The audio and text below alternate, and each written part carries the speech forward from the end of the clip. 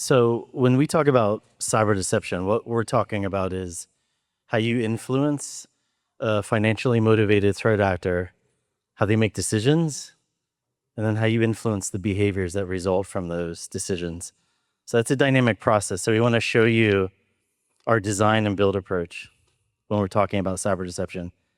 The first thing being collecting behaviors. How do we scale this in such a large organization? Well, we focus specifically on behaviors we actually see and behaviors that are recorded.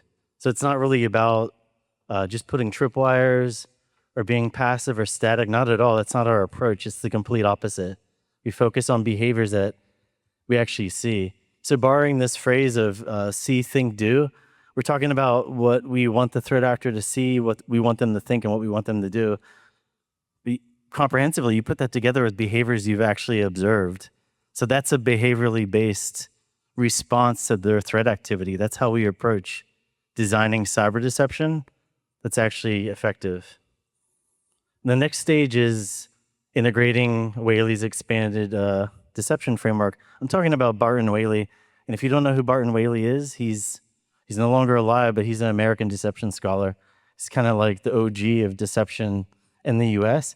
And his approach has been this framework, which many of you might know from military research, but they break it down in terms of deception techniques of simulating and dissimulating.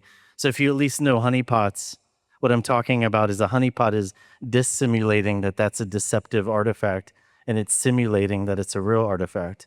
Now, we've had a lot of access to Whaley's unpublished work, so that's how we've been able to enrich our design process.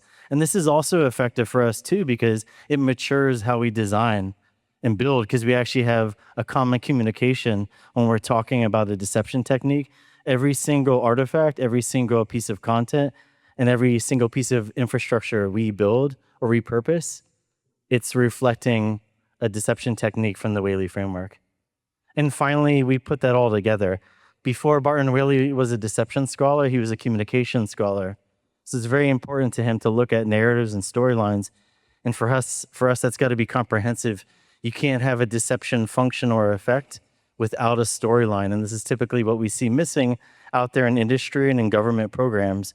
And this leads to, of course, the actual deception artifact or honeypot. Yeah, so we're going to take a really high-level approach that we see with most threat actors these days. They start with recon. Everyone starts with the recon. We can do some stuff here, right? We can create sock puppet accounts. They can live external in social media. They can live internal in your network, wherever you want them to be. What's really important, though, when you do this is that you, one, make sure they're discoverable. So if you create a sock puppet that's around your sysadmin type of profile and you want to make sure that they're discoverable to a threat actor, do the same things a threat actor would do. Use the OSINT type of tools they would use. Make sure your sock puppet shows up in the results. The next thing is the initial access. However they want to get that, right? Let's imagine it's through phishing. What we would do is we use the same type of initial access thing we talked about breach creds before. We'll go ahead and seed creds publicly. Maybe our sock puppet that we created, that's a sysadmin, has a personal GitHub. Let's put honey credentials in there. Maybe they work on the network. Maybe they don't. But if they work on the network, there's probably a reason they're leading, right? So now we jump to the next stage. Our threat actors on the network. What do we see a lot these days? They're doing what a normal person does.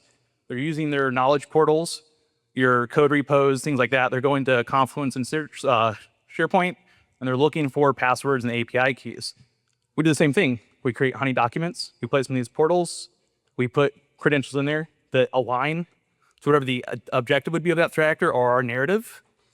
And then we have all of those things lead towards what we think is the final goal. If it's your ESXi servers, maybe we've got documentation that talks about ESXi servers that leads to an ESXi honeypot.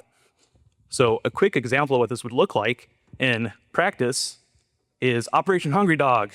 We have got credible threat intelligence that an actor is after our dog food recipe. So what we want to do is create a campaign and deploy it to keep them away from it. There's three things that we look at doing: deterring, then denying, and detecting. So we create a sock puppet. In this case, name's James Fake Person. He's all over LinkedIn talking about his dog food optimization engineer career. He's really vocal about maybe his politics, maybe it's his football teams, something like that. The reason why is we want him to be targetable. He's a sloppy dev. He's got a GitHub. He posts stuff in there. James fake person exists on the network. James fake person then goes creates documents.